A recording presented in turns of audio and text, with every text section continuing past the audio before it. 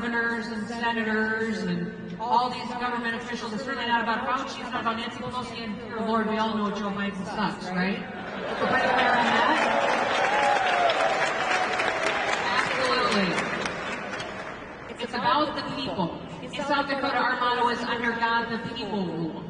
I love that motto. It reminds me every day about what my job is. It's not to be the people decide. And we get our rights from God. We get our rights from God.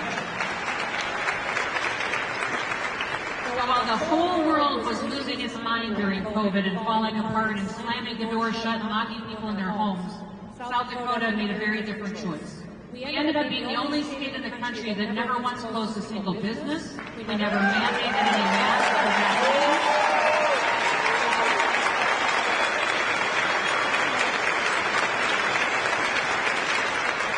We never even defined what an essential business was, because I don't believe the government has the ability or the authority to tell you that your business isn't essential.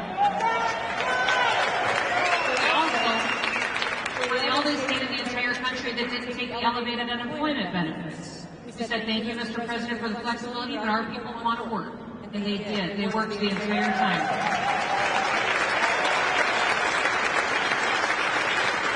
And when you saw those riots and violence happening across the country, tearing down our monuments, our history and statues, instead South Dakota, we did a national advertising campaign saying, come to South Dakota.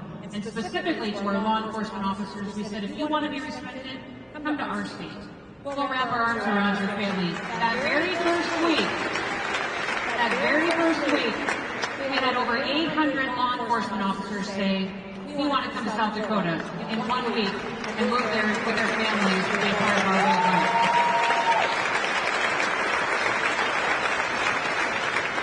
So where are we today? Today, South Dakota is thriving. We are growing like crazy. Hundreds of businesses have moved to our state. Thousands of people have moved to our state. We have a AAA credit rating. We have a fully funded pension plan. We've had historic revenues. We paid off all of our debts and our technical schools and our universities. We've built roads, bridges, and dams and railroads. We have put more money into reserves than we've ever had before. Incomes have gone up over 30% since I've been governor in our state. People have more money in their pockets. And remember, in South Dakota, we don't have an income tax. We don't have a personal property tax. All we have is a 4.2% sales tax, and last year, we made the largest tax cut in South Dakota history and gave more money back to the people because it's their money, it's not the government's money.